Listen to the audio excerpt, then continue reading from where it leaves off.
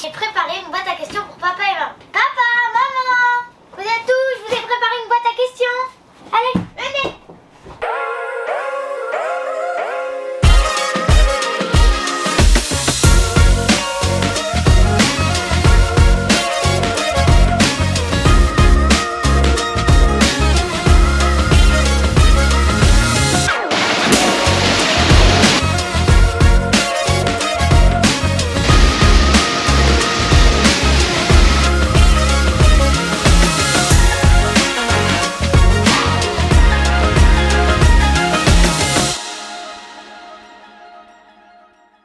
Première question, d'où vous vient l'idée de ce projet?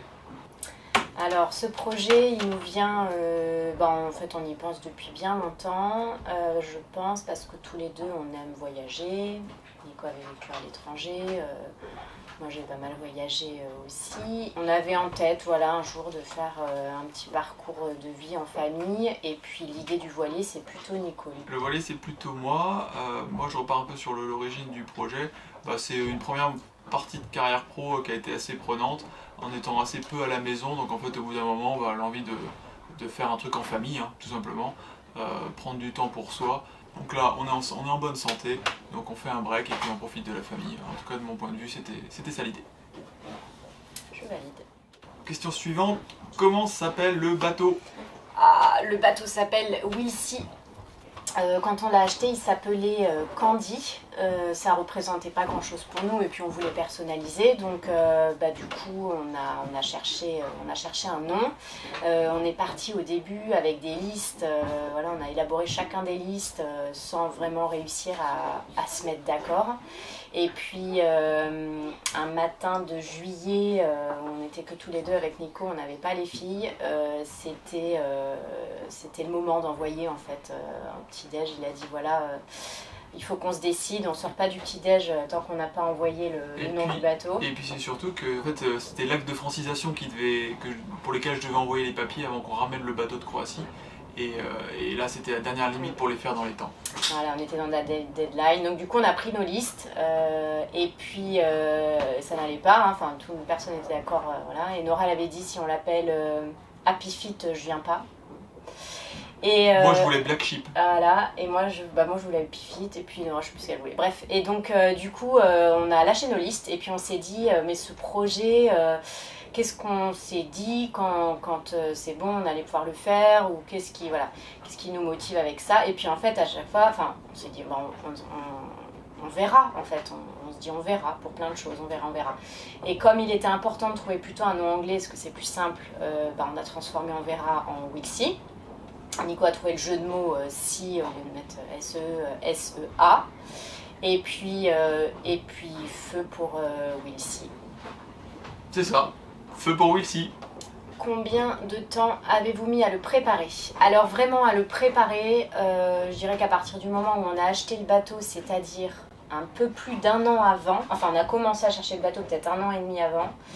On a trouvé le bateau une bonne année avant, parce que on a dû l'acheter en juin 2021 pour partir du coup on va dire en septembre 2022. Donc voilà, une bonne année, mais surtout que c'est un bateau qui n'est pas neuf, qui nécessitait quelques aménagements. Enfin il était en bon état, mais après c'était plus de la préparation au voyage. Et là ça nous a pris du temps l'hiver, toi notamment. Ouais. J'ai fait un peu de déco.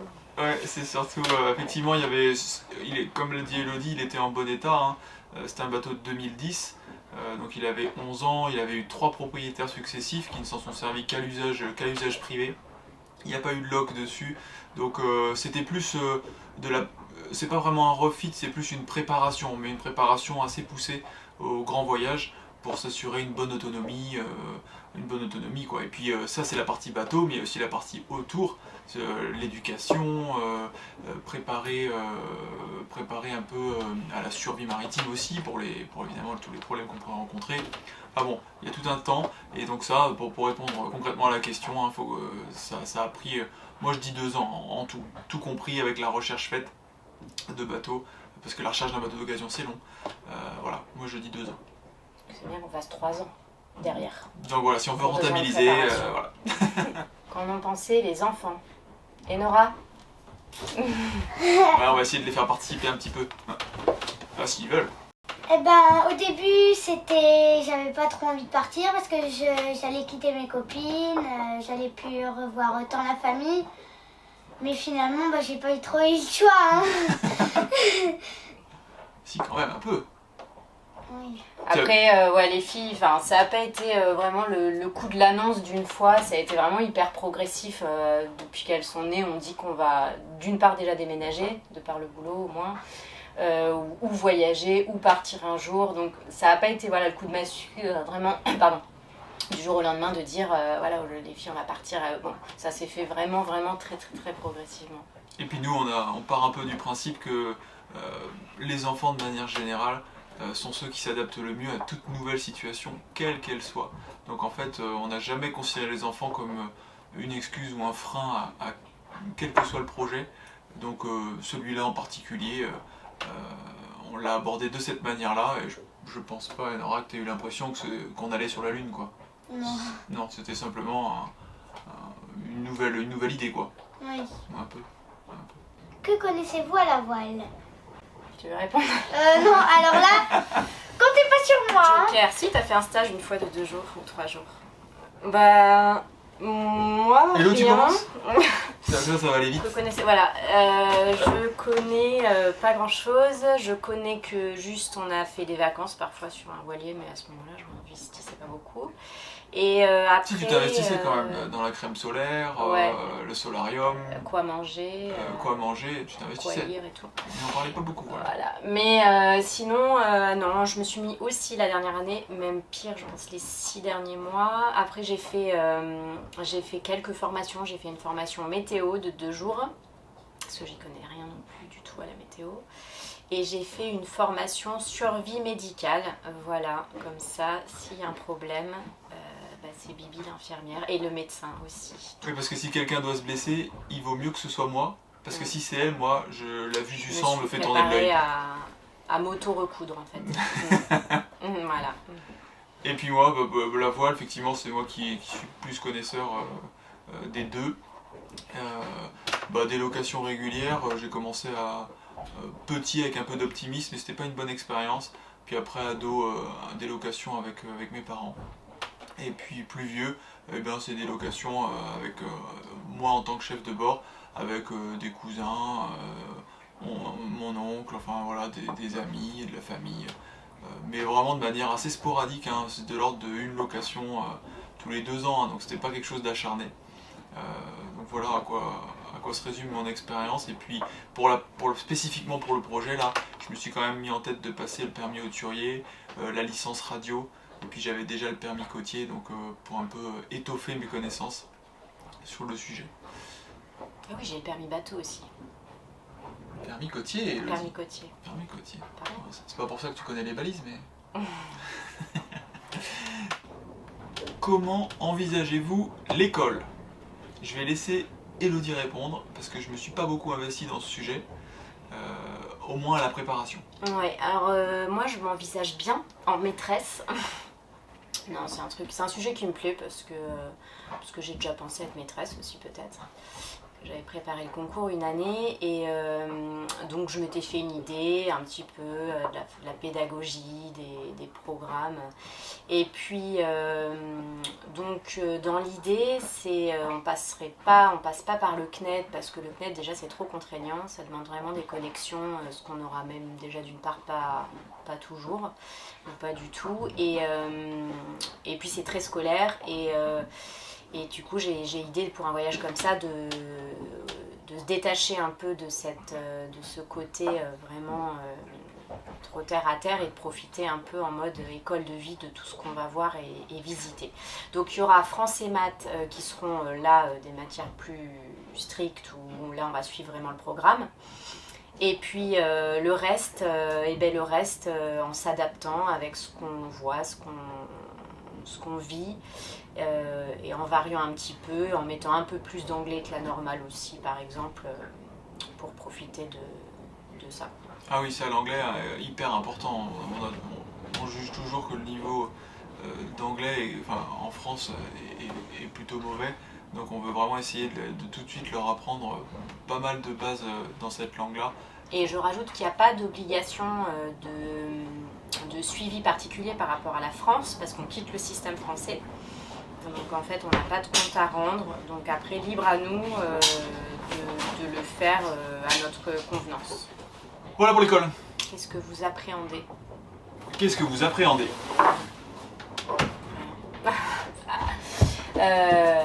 T'appréhendes? Oui, que Noémie ne se coiffe pas pendant 2 semaines. Ah ouais. Voilà. Et qu'elle veuille pas se couper les cheveux pendant 3 ans. Et qu'elle ne me fasse pas de câlin pendant 1 jour. Eh ben dis donc. Voilà le genre de soucis qu'on a. Je suis pas trop stressée moi, en fait. Peut-être de nature, je sais pas, mais j'ai pas de grosses appréhensions, pas trop liées au bateau ou à la mer. Après, c'est peut-être plus par rapport au quotidien, à dire, voilà, est-ce qu'on va bien s'occuper, je suis un peu hyperactive, alors est-ce que, voilà, les journées vont être bien rythmées, est-ce qu'on va pas tourner en rond, de pas avoir de travail, en fait, par exemple, tout simplement. Moi, c'est plus ces questions-là que je me pose, et puis est-ce qu'on va bien vivre en famille, parce qu'en fait, on n'a jamais vécu. Ah bah, moi je vais rebondir là-dessus parce que moi c'est mon appréhension numéro 1 et c'est le plus grand, à mon avis, le plus grand défi qu'on a à relever pendant ce voyage.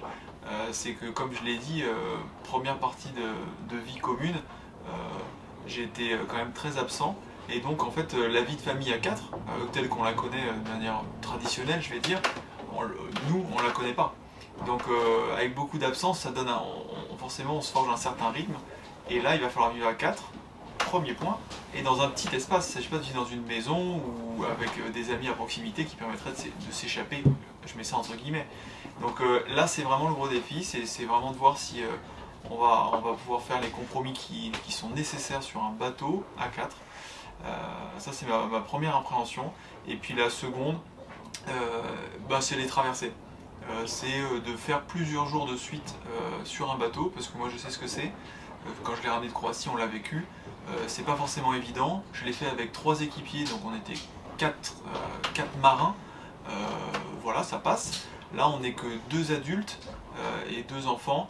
Donc je me dis que parfois, il y a de la fatigue qui pourrait s'installer. On est quand même des gros dormeurs. Donc ces phases de navigation hauturière à plusieurs jours, c'est une question que je me pose, de savoir comment on va réussir à gérer ça. Mais comme l'a dit Hello, je nous fais confiance et puis on n'est pas d'une nature pessimiste, donc on va y arriver. Mais... Question suivante. Quel est le projet de retour? Ah. Oh, le retour? Non, pas de retour. Il n'y a pas de projet de retour en fait. Il y a un projet de départ, mais il n'y a pas de... Non, il n'y a pas de projet de retour. Moi j'ai un projet de retour. Ah bon, oui, tu vas tout seul. Non, mais non. Moi je veux faire pilote de ligne. Voilà. En retour. Voilà. Reprendre ma carrière pro, enfin reprendre une partie de ma carrière pro et me reconvertir là-dedans. Donc reprendre une vie peut-être un peu plus standard, mais voilà, dans ce métier-là. À quand? Ah ben, à l'issue du projet qui est de 3 ans maximum en fait. Voilà. Voilà. Mais où est-ce qu'on vivrait, tout ça, on ne sait pas trop définir. Non, j'ai rien de plus que ça en tête, en effet. Parce qu'on est parti de France, on n'a pas de maison, on n'a plus de voiture, démissionné tous les 2. Donc voilà, on n'a vraiment pas de. C'est pas des congés, c'est pas des disponibilités, des congés sans solde, quoi que ce soit, on est attaché à rien. Alors ça a un avantage, ça a des inconvénients aussi. Des objectifs pour ce voyage. Est-ce qu'on a des objectifs pour ce voyage, j'imagine?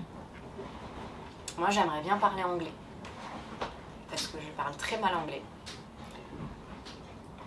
Like a Spanish cow? Comment ça? Comme une vache espagnole. Sûrement. Ça se dit, c'est ce qu'il dit. Ouais.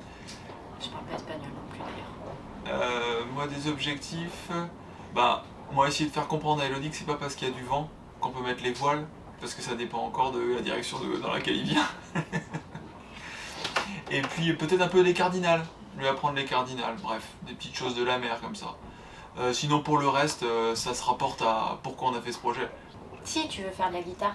Ah oui, c'est vrai. On a une guitare. On a emmené 2 guitares. Celle de On Nora. va faire de la guitare. Mort. Celle d'Enora et puis la mienne. Et puis effectivement, je connais rien à la musique. J'ai le rythme dans le sang, mais j'ai une mauvaise circulation. Donc du coup, effectivement, il va falloir s'y mettre. Et puis, ni l'un ni l'autre, on n'y connaît rien, mais on va essayer de voir si on arrive à gratter 2-3 choses pour le plus grand bonheur de papa d'ailleurs. Non. Ah si. C'est quoi la Ah, question? c'est pour toi Le celle-là. mal de mer, on en parle. Bah moi, c'est parce que surtout j'ai peur. C'est pas parce que je suis vraiment malade. J'ai souvent. Comment tu fais pour éviter le mal de mer, toi? Je dors. Ouais. Ouais, c'est vrai que le mal de mer, Nora, première traversée, départ d'Arcachon, direction en gros la Corogne, là, le nord-ouest de l'Espagne. Ça a été compliqué, 36 heures de mer, pas toujours du vent, mais malgré tout des vagues. Donc là, on a 36 heures et Nora allongée, on peut dire presque alitée, avec des vomissements dès qu'elle bougeait. Donc ça a été un peu difficile pour elle.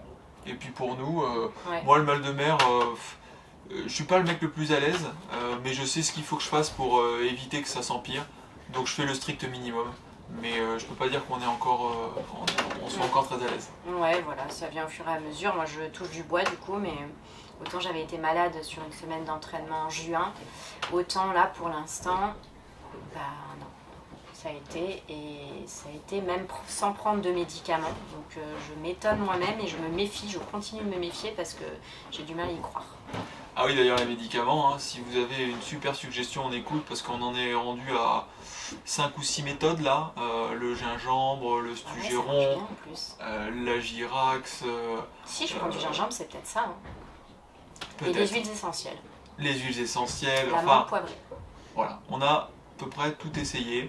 Donc si Mais on vous sait avez... pas ce qui marche ou ce On qui sait marche pas exactement ce qui marche et ce qui marche pas, mais si vous avez des idées, n'hésitez pas à mettre un petit commentaire et puis on essaiera et on vous dira. On a oublié de parler de Noémie la dernière. Bah Noémie, vous voyez, on l'entend pas beaucoup dans cette vidéo, mais en matière de mal de mer, on l'entend pas non plus. Elle, ça pose pas de problème. Elle le supporte très bien. Enfin, elle n'en a pas.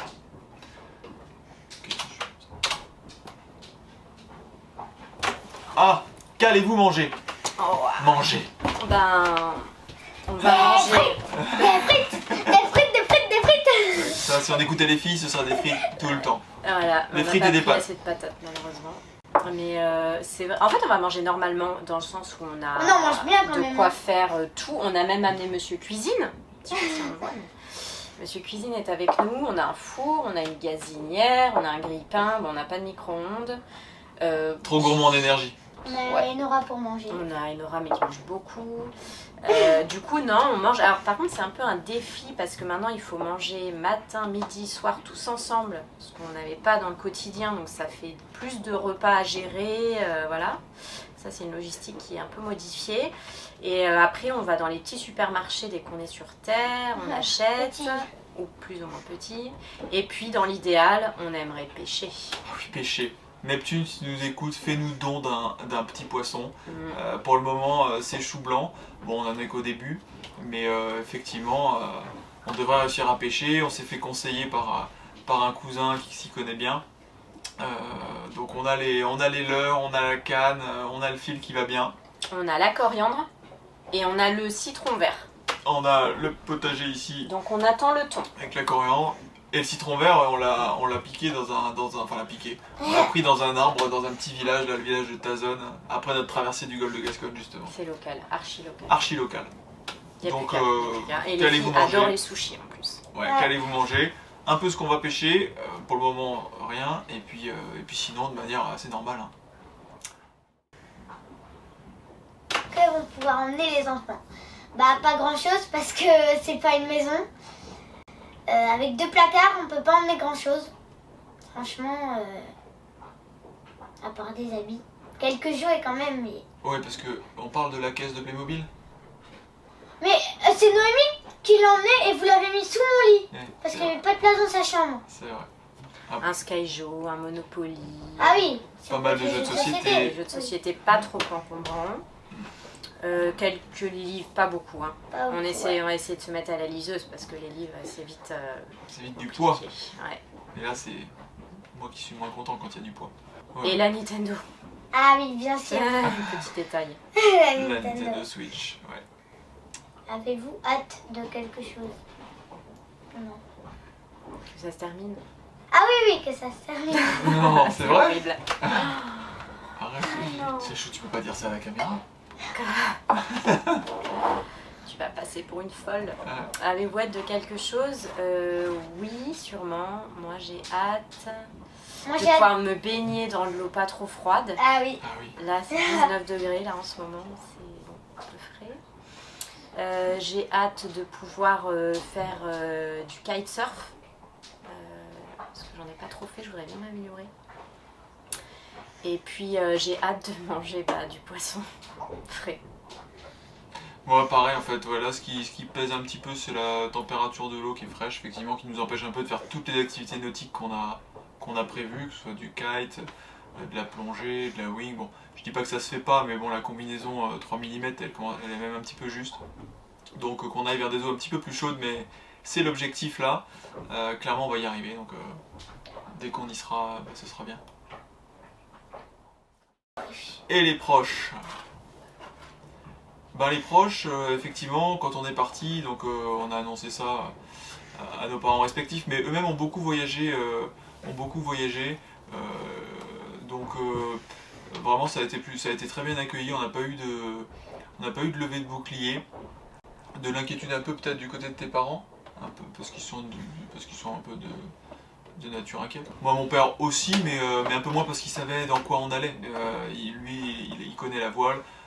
Et puis surtout il est à fond dans ce genre de projet, donc ça c'est pour les parents. Et puis les amis, les amis on a eu l'habitude de beaucoup bouger, donc on a eu à se refaire assez régulièrement des amis, mais là c'est pareil, la seule chose qu'on a entendue c'est oh, super, trop bien, génial, enfin les gens avaient l'air vraiment excités à l'idée de ce projet, donc pas de grosse réticence de ce point de vue là. Et puis pour rester en communication avec eux, de nos jours il y a plein de moyens, les téléphones, les WhatsApp, on a du réseau presque partout.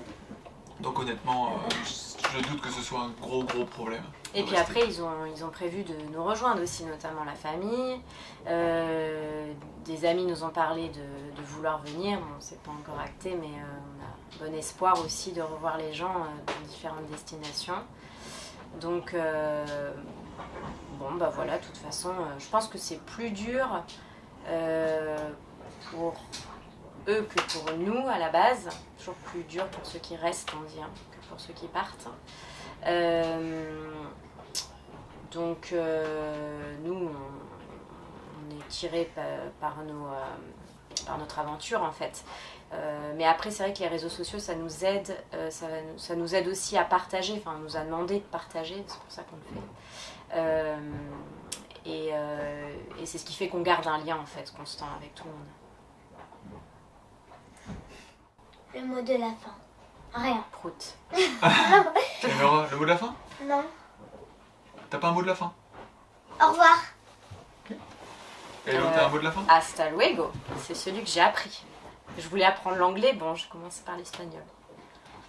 Et moi, si vous avez un projet qui vous tient à cœur, faites-le avant que ce soit plus possible. Hasta luego!